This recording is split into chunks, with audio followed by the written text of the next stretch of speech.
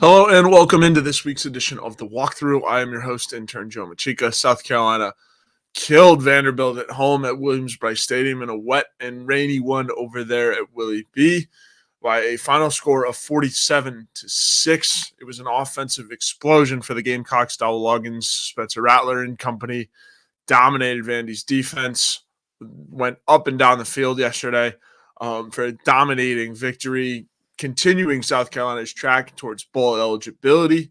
They are up to 4 wins now. They have 2 wins remaining to get, and 2 weeks left in the season. Obviously, you have Kentucky and Clemson upcoming for the Gamecocks to seal bowl eligibility in the final 2 weeks of the year. Both of those games being at home. We will talk about that. I have a really good guest this week, none other than Mike Uva. We will get to him in a second, but first, I want to talk to you guys about who this show is brought to you by. And as always, first off is our good friends over at Liberty Tax. Tax ID is that uncertain feeling you get right before doing your taxes, but you don't have to go through it alone. The tax team at Liberty Tax in Irmo, Lexington, and Columbia will walk you through the process, clear up any confusion, and guarantee you'll get the biggest possible refund or your money back. It's tax time. If you're in a hurry for your refund, call on the tax team at Liberty Tax. They are fast, accurate, and guaranteed. If, on the other hand, if you think you might be owing Uncle Sam, talk to the Liberty Tax team to make sure you're not paying more than you should owe. They'll find every possible deduction for you. Locally owned and operated, staffed by tax professionals from your neighborhood. Open 9 to 9 on weekdays and 9 to 5 on Saturdays with multiple service options. Start through the Liberty Tax mobile app or through the desktop portal. Make an appointment. Or just walk in, give a call to upload your tax documents, and when you come in, your return will be ready to review and sign. Give them a call on your screen right now. And for those listening, 803-462-5576. Once again, 803-462-5576 for all of your tax needs. And this show is also brought to you by our good friend Clint Hammond of the Movement Mortgage Network. You can find him above us, for those of you watching, above us on all of our Gamecock Central live programming and any of our GC recorded content. So give our guy Clint a call, the Movement Mortgage Network. He's the man. Give him a call, 803-771-6933. Once again, 803-771-6933. He's helped our very own Wes Mitchell and former Gamecock quarterback Perry Orth with their mortgages. So give our guy Clint a call. He's the man. So getting into it, finally able to introduce my guest. It is none other than Mr. Mike Uva. Mike helps me out on, or I help him out, I should say, on the Talk Tuesdays and the GC Live post-game show. If you missed that last night, go check that out live on YouTube, live on all podcast platforms. But Mike, bright and early this morning, how are we doing? We're doing well, Joe. We're doing well. I mean, anytime you can get a win, right? Doesn't matter who you're playing, you get a win. And as you mentioned, that's 4 wins now. And South Carolina, for the first time this year, only took until midway through November, but they can say now they've won games in back-to-back weeks, so you'll take it. Yeah, absolutely. And you know, it was a wet and rainy one over at Williams-Brice yesterday. It was ugly weather-wise, ugly score-wise as well. But Mike, you were over there. Kind of just offer me your initial thoughts of the game yesterday. Yeah, I think the thing that stands out to me the most is that it was the most complete game we've seen from South Carolina. Now, certainly they can clean things up in all 3 phases. The offensive explosion didn't really start to happen until the second half. I mean, you look at that score, it's a really low-scoring game. Defensively, they played out of their minds. First time in, I think it's about 4 years since they shut out a team through the first 3 quarters. You got to go back to 2019 against Kentucky. So, look, defensively, they needed this game. If I asked you earlier in the week, and I know we talked about this on the post-game show, if I asked you, what do you want to see from the defense this week? Right? Just any average schlub. We're just sitting down at the bar or at the grocery store or whatever. What do you want to see from the defense? You would have laid out your goals, your expectations. They achieved practically everything anyone could have hoped for. So, again, they did exactly what you would have hoped them to do. And on top of that, they were able to gain some much needed confidence. And talking to people close with the program, they all said the same thing. Man, we really needed that from a confidence standpoint for the defense. And then give credit to the special teams. They've been sloppy the last couple of weeks. Mm-hmm. They've had opportunities to get some block kicks.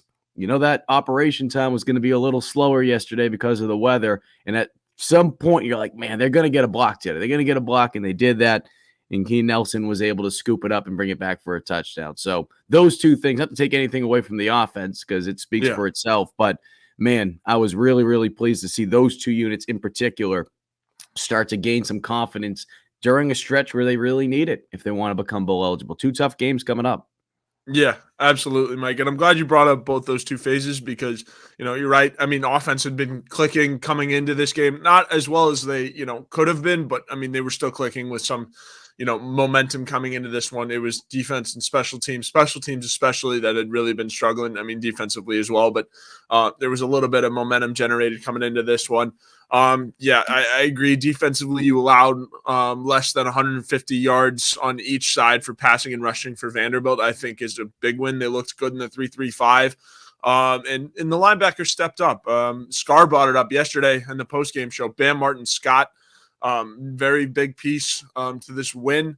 But again, we will get to all of the defensive guys and breaking all that down. But, Mike, we appreciate your initial thoughts. But getting into it a little bit, we'll start with the offense because, again, we said that, it was pretty much business as usual for the offense.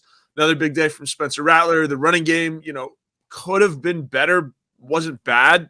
Well, also wasn't great. It was that big, long run from Mario that really, solidified it. But definitely could have been better. But, Mike, just offer me your initial thoughts of how the offense played yesterday. I thought early on, the weather certainly impacted some of the things they were trying to do. I was a little surprised with seeing how much passing they did.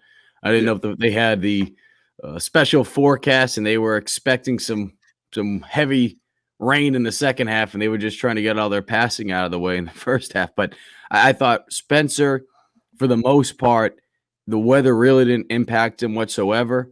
Right? Again, something else we talked in the post-game show. If you didn't watch the game and you just looked at the box score, you would have thought, okay, this is just another typical Spencer Rattler performance. The interception, I don't think the weather really impacted that. I just think that was an errant throw, trying to make something happen and force that one a little bit. But outside of that, I thought he looked good. The drops early on, some of the guys too, and I've said this before, take the freaking gloves off. Take the gloves off in the rain, especially when you're playing on grass. It's one thing when you're playing on turf. It's not the exact same. The ball gets a little bit drier when you're playing on turf.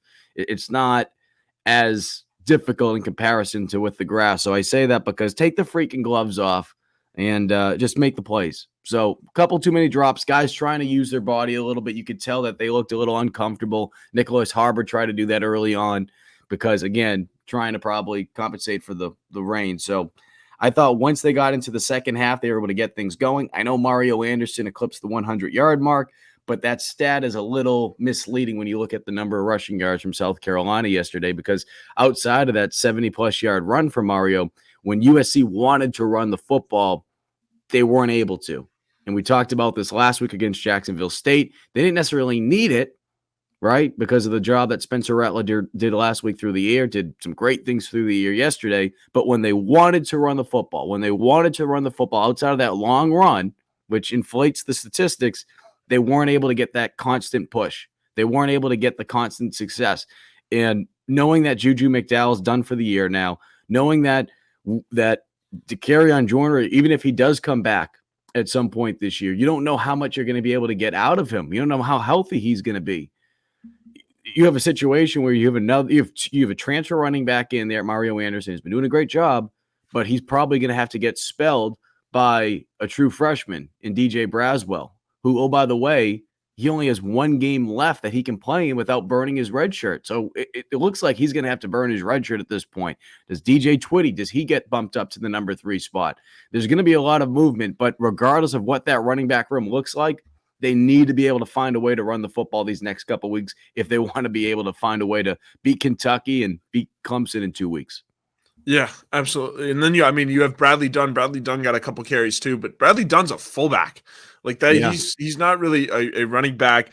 So yeah, Mike, really good, thoughts there, because again, you are already short at running back, and then with Juju out, that really, really puts you in handcuffs, as well as DK being out as well. So that'll be something to watch. For me, offensively, I think, obviously Spencer had a good game, 28 of 36, 351 yards, 3 touchdowns, 1 pick. The pick kind of just being a dumb decision, but really good game from Spencer, and then obviously a very big game from Lenore Sellers coming in when the game is out of hand, having a rushing touchdown. I mean, quickly on Lenore Sellers, I mean, that kid is very, very, very freakishly athletic and athletically gifted as well. And I think we're seeing a lot of that when he gets in at these, moments in the end of the game and stuff like that. Just kind of how, gifted he is athletically, size wise, and just speed wise too. I mean, breaking the tackler yesterday and then couldn't quite stay on his feet as he was making the turn past the student section. He'll have to work on that a little bit as he's making the turn. But no, big game for Lenoris. Good, proud of him and happy for him to be able to come in and execute like he has in previous years. But yeah, a lot of exciting stuff for your South Carolina's offense. Yeah, and I think too, look, I get people wanted to see certain packages with Lenoris this season. I thought that was a possibility, but at the same time too, you got to look at what's in the best interest of the program as well. And is that kid ready to be able to do certain things on top of the fact that you're taking Spencer off the field? Yep. Right? I mean, you have arguably one of the best quarterbacks in the country, and Spencer has proven that. And there's obviously been a lot of issues with multiple areas on that offense, the musical chairs that they've had to play on the offensive line. There's a lot of things that Spencer has had to do, as Dal Loggins has called him before. He's like spaghetti sauce. He's able to cover everything up. What people need to remember is Lenoris can still be great, but at the same time too, right now, it might be a little too much on his plate to ask him to do X, Y, Z. And what I mean by that is because of all these other issues that South Carolina's offense has had to deal with. And you don't want to lose a kid's confidence early on. And as I said yesterday in the post-game show, they're 4-6. Throwing Lenoris out there for a couple packages, right? 4 or 5 plays a game. That's not going to make the difference of South Carolina being, 6-4 right now. It's just not. They had other issues. We all know that. So the good thing is if he does play out the rest of the year, which I expect him to, especially considering the fact that, as we mentioned, short yardage situations in the red zone, you don't have to carry on Joyner right now. We'll have to wait and see if DK is back in the lineup next week, but it adds another wrinkle to your offense. And the big thing, too, is not to get too carried away with looking at the future. That quarterback room next year, I mean, my goodness, we mentioned Luke Doty before and how, he'll be back, but let's say they want to keep him at wide receiver. And there's a possibility some guys transfer out. You could be looking at a quarterback room where it's really Lenoris Sellers and Dante Reno. So I really think we'll get into this more on Tuesday, Joe, because, again, we'll see what happens with Tanner Bailey. If he decides to stay, if he goes, you could be really looking at a situation where South Carolina doesn't have a choice but to go out and find a quarterback in the portal. And does that quarterback want to come here and be a backup? So I say this because Lenoris having opportunities these next couple weeks. It's going to give him experience. It's going to give him some knowledge that can help him down the road. But you're trying to find that fine line of getting him that experience while also not taking out your best player, your leader, in Spencer Rattler. So it's tough. I mean, look at what's going on at Clemson right now. They have a very good quarterback, but he was thrust into the role a little quicker. And I'm not saying that would be the exact thing that happens to Sellers. I'll get friggin' booed and all that crap for just speaking the reality of it. But you could be looking at a really young quarterback room next year. So any opportunity you can get Sellers out there is great. But the big question is, how much of this coaching staff trust him to do, a couple other things that we're seeing against not just the garbage time touchdowns, which was a phenomenal play yesterday. Yeah. But if he does get thrust into a role where he's going up against some of the starters early in the game, I'd love that. I'd love to see it. Yep. But now you're just trying to pick your spots of when you take Rattler off, especially now, like I said, the difference now compared to the regular season or earlier in the season is you can play him now and you're not going to burn a redshirt year. Yeah, absolutely. And it'll be interesting to see, obviously, the quarterback battle next season. But also just kind of how things play out the rest of this year. I mean, if you have another chance to see Lenoris again, like Mike also said too, you're not necessarily going to burn the red shirt year, so you could work in a couple packages with him. But I mean, ultimately, for me at least, I don't think South Carolina would do that just because, if Lenoris is the future, you don't want to get him hurt doing something wonky in a year where, you might not even end up bowl eligible.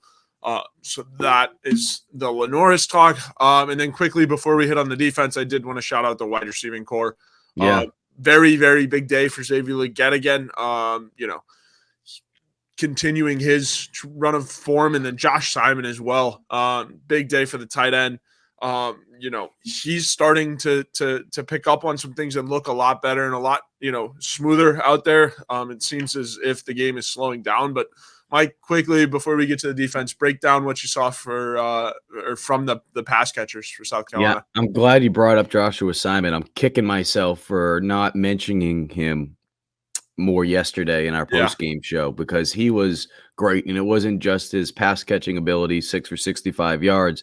He's been physical with blocking, and with the fact that you had Trey Knox out, right? Shane Beamer mentioned on Thursday that Knox was going to play, but as we alluded to in post-game, on the post-game show, Beamer talked about it. We relayed on the post-game show, because of the weather and him coming back from that hamstring injury, they wanted to kind of wait and see if they needed to use him instead of just throwing him out there. And fortunately, because of the way the game went, they didn't need to use him. So they were able to rest him up a little bit. But because of that, it required other guys to have to step up.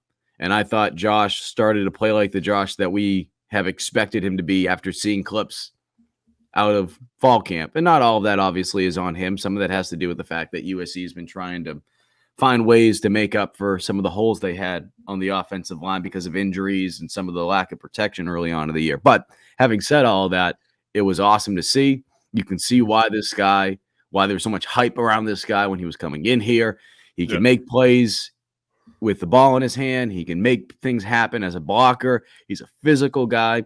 And again, talking about finding confidence, that is another person, right? That is another person. There's a couple guys. We could throw AB in there as well. There's a couple guys yesterday that were able to gain some confidence, and you're trying to find it at the right time. Certainly, we would have loved to have seen it earlier in the year, but we don't have a time machine. So let's not dwell on that. Let's not go back. Just like Sellers, oh, man, they should have played him. It's over with, okay? You got 2 regular season games to go.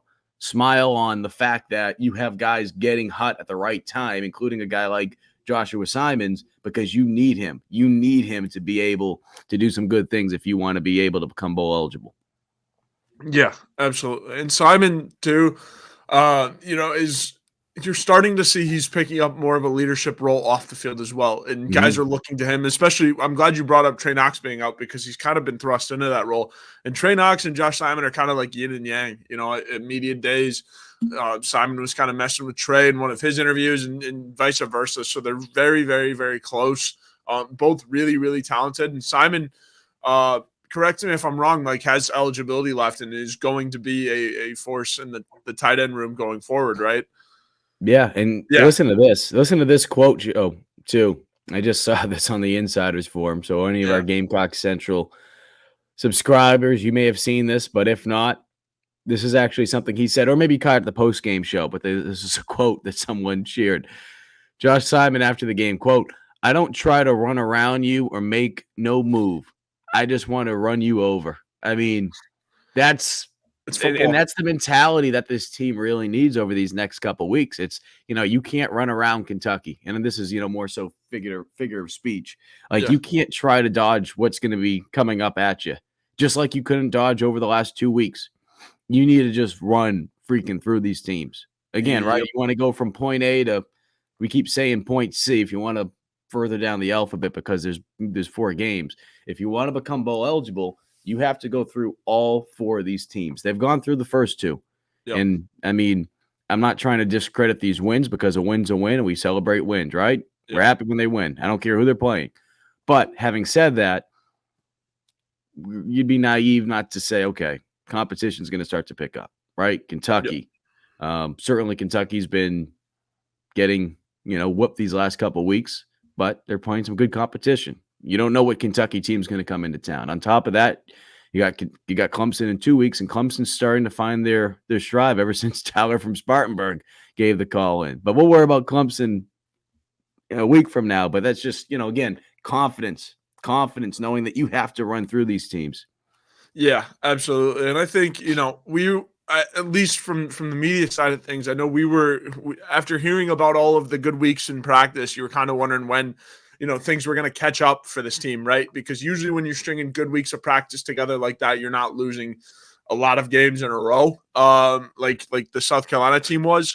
So now they're starting to put things together at the right time. Cockvember is coming together, but again, Kentucky's a real opponent who, they've got a really talented quarterback in Devin Leary. And we can call this our little Kentucky preview before we, talk about the defense, and then also put on our optimism shades, talk about the MVPs real quick before we get Mike out of here. I know he's got the Patriots to watch over in Germany bright and early this morning, but I'm not in Germany, just for the record, because there'll be someone that says over in Germany. I'm not over the pond. That would have been a hell of a that would have been crazy. That quickly. Yeah, absolutely. But so Kentucky obviously has transferred quarterback out of NC State, Devin Leary. They just got killed by Bama this past week, and they're coming off of kind of a iffy/meh run of form. I mean, haven't been great. They started the year off looking like world beaters, and then started playing some good teams, and then kind of their season got derailed. BBN, Big Blue Nation, is on to basketball season already, but Kentucky rolls into Williams-Brice next week. 7:30 kick. DeRute is back. Mike, I guess walk me through what you're seeing from Kentucky.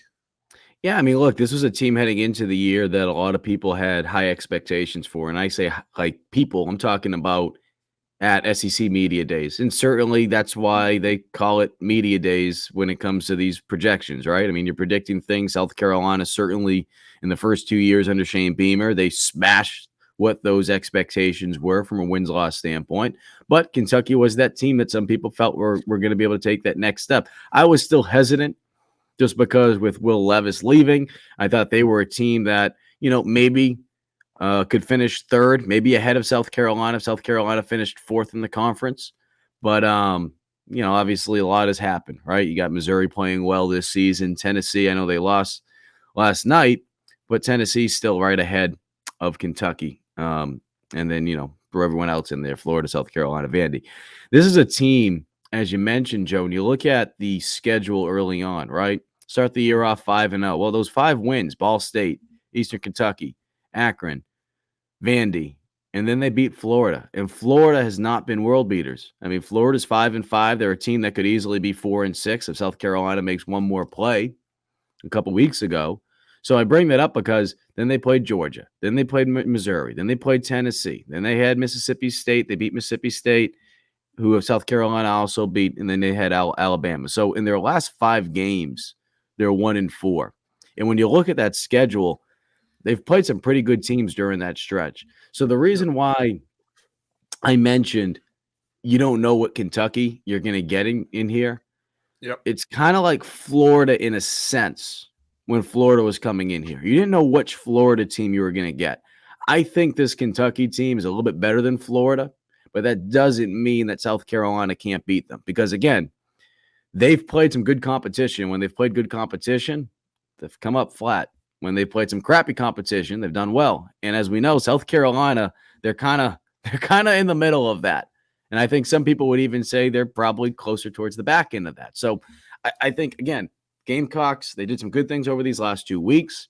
We're not going to be naive and say they beat world beaters, but they're starting to do things that they haven't been able to do all season. And when you're able to physically be able to do it, regardless of who you're playing, like we saw last year, right? They needed a confidence booster early on in the season.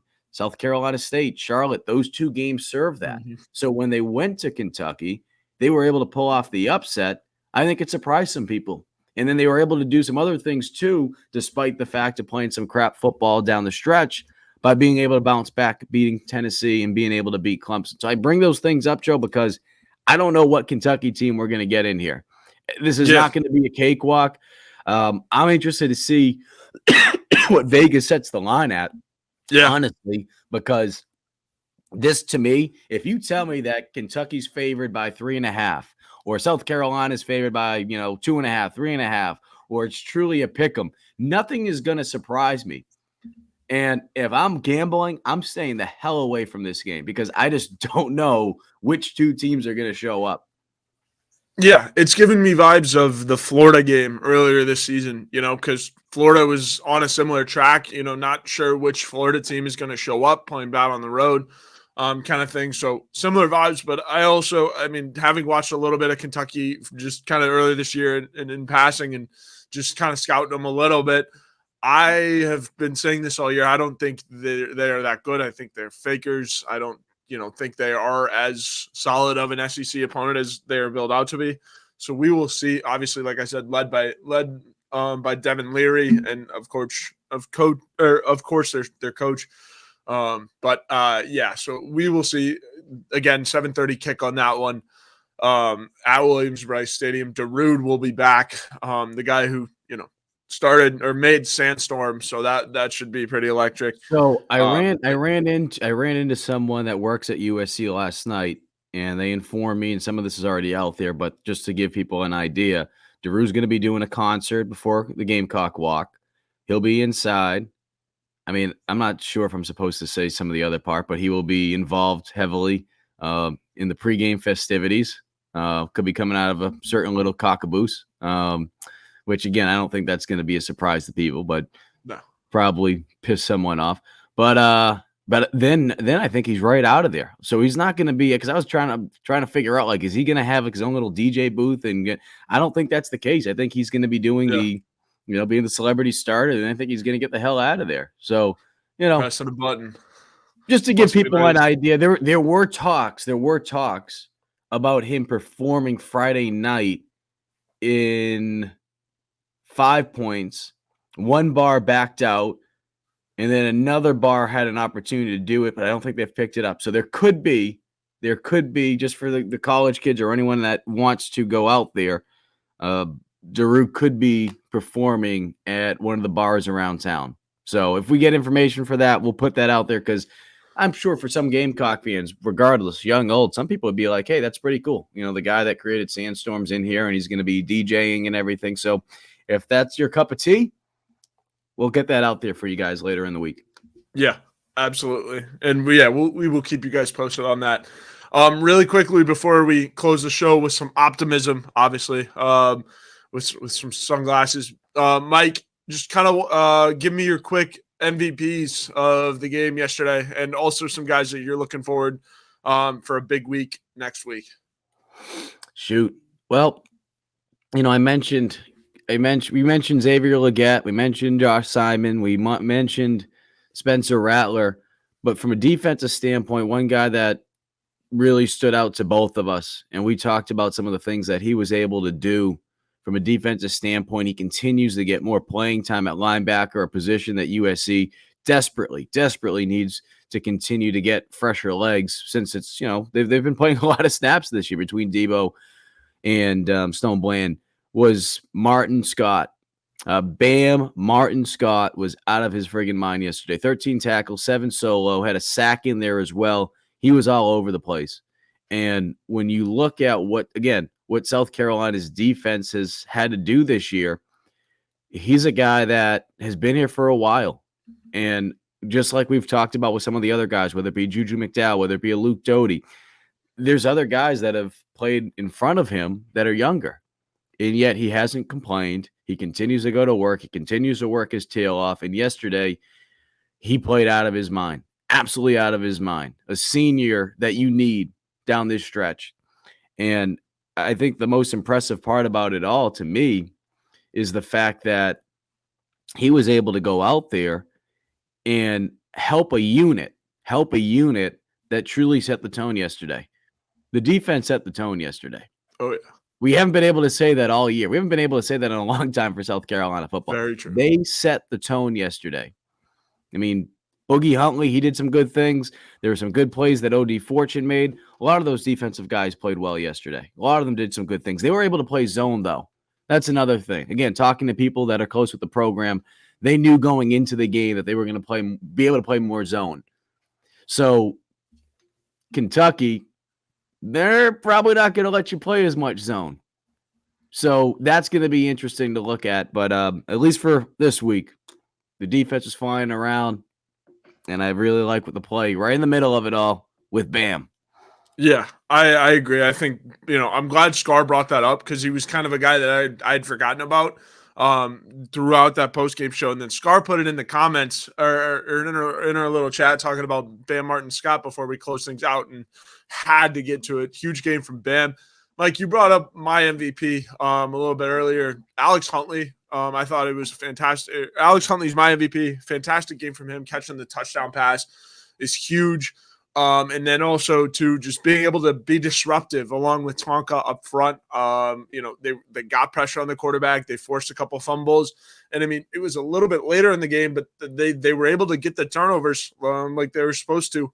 It took them the first half to see, like, okay, are they going to, continue this turnover trend? But they forced a couple last week and were able to kind of carry it into this one as well. So that'll be something to look forward to for Kentucky. Are they going to be able to generate turnovers? If they're not, I think it could be a long day. But again, we'll get to that a little bit later this week. But yeah, Alex Huntley, big day from him. Obviously catching the touchdown pass. It's always fun when a big guy, fat guy touchdown happens back-to-back weeks for South Carolina with a big guy touchdown. So, we live in this PC world now. Big guy, even though the fat guy touchdown comes from the movie Replacement from John Madden. Just want to make sure. Yep. We'll get someone upset just like that movie, Old Dads, and someone's going to get all upset. So just want to make sure we cover our bases. Yep, absolutely. So again, happy for Boogie. I think, he's starting to come into a little bit of run of form here in these last couple of weeks, because he's struggled a little. Some points, had ups, downs. I know he was getting double teamed, Georgia, like stuff like that, having trouble with all that. So happy for Boogie, because he's really finding his stride. And then when Boogie's playing well, everyone seems to be playing well on the defensive front. Good guy for morale to have playing well as well. So that is our MVPs. Now into my favorite segment of the show. Last segment of the show as well. Obviously, you need to lead things off with some optimism, some good vibes. So, Mike, looking ahead, without using your unbiased journalism hat and your reporter hat, give me some things that are going right for South Carolina. What are some good things to look forward to if you're a South Carolina fan, despite them struggling coming into this one? It's tough because you're trying to look at it in a way where it's like, okay, some of the things they did this past weekend, it's just one game, right? Yep. So I can sit here and say, at least for one game, special teams outside of a missed PAT and, the first one was a high snap because of the weather. But outside of those things, special teams did a lot of good things yesterday. Probably their best performance of the season, quite frankly. Yeah. No bonehead penalties. They were able to capitalize off the block punt. Certainly, there was some missed blocking assignments early on, too, on returns. But all in all, I thought they did a pretty good job. I think, to me, and we can mention defense in there as well, I think, to me, it's that you continue to have Xavier Luedecke doing good things, but you have other players around him that are starting to get involved a little bit, too. And you need that because Kentucky, they're not dumb. Clemson, they're not dumb. They know that you want to beat them by going to Luedecke. And no one has really been able to do it this year when he's been healthy. I think Georgia, he got banged up a little bit that game, and Juice, of course, played that game too. But my point being is teams are going to start to they're going to try to do everything they can to just take him away from you and basically say, hey, you want to beat us? You have to go to your other wide receivers. Nicholas Harbor continues to get more involved with the offense. Yep. Again, he had that drop early on, but he made some nice catches after that. And AB did some good things yesterday too. Josh Simon, as you mentioned. So I think to me, it's the fact that you have these wide receivers stepping up. And as we mentioned before, with not knowing what Takarian Joyner's status is, at least as of right now, Shane Beamer will talk later this evening, but the passing game might have to step up just a little bit more because you might have to throw it a little bit more. It'd be great to get the run game going, but even if you are, you need to be able to have some fresh legs in there, which you don't really have with all these injuries going on. So that's what's making me feel a little good, is taking the things that we saw yesterday, Joe. Yeah. and trying to say, okay, but again, it's just one game. So it's really tough to say, oh, yeah, problem solved on defense, problem solved on special teams. Yeah, absolutely. I agree. And I think defensively, you're seeing a little bit more like offensively. Yesterday, it was more of they just executed a little bit better, kind of trying to do the same thing and just that they've been trying to do all year and just executed a little bit better. But I think defensively, yesterday, you saw them switch up some things that they were doing and then also have success in the stuff that they switched up. So I think that's a big thing going forward because, again, like, I think the defense had just kind of been going through the year just trying to, fire away at the same stuff. And like it just wasn't working and they couldn't find their way around it. So now Clayton White's changing things up. He's having success. That's one thing for me. And then also, too, I mean, obviously, all the young guys that are performing and performing well should excite you. You hate to say, oh, there's always next year, but the way that South Carolina's recruiting class and young guys are shaping out to be right now, I think that should excite anybody associated with this program after the De La Nora Sellers had yesterday. Tree and Tro have both been playing well. DQ Smith had another good game. Jelon Kilgore. A lot of guys stepping up and playing well. A lot of young guys stepping up and playing well. So there's a future for that. And then, ultimately for like this season, optimism shades for this season, they're playing good football right now. The morale is high. I don't think they have lost the morale or lost the locker room yet. They keep winning. So far, so good. No, and Joe, we talked about this too. Marcus Lattimore was in the building on Thursday. I'm trying to remember if he was back. I think he was back in the building on Friday, but he told me on Thursday back in that building. And in comparison to when he was working with the team towards the end of the Muschamp era, the difference was he felt energy in that building that was very similar to when he was a player during that 2010 to 2013 stretch. He was there until 2012. But hearing him say that during a time period where USC is 3-6 going into yesterday, and he said that it felt more like death when you were in that building a couple of years prior when he was back in there working. It speaks everything that you just said with that energy, which is massive. And it just goes to show how bought in these guys really are. Because as we mentioned yesterday, and this happens, and maybe you catch a break with Kentucky this weekend, simply for the fact that they already have their 6 wins, so they're going bowling. But some teams, when the crap hits the fan towards the end of the year, and I've been part of teams like this. We said this with Scar yesterday. Scar said he's been part of teams like this.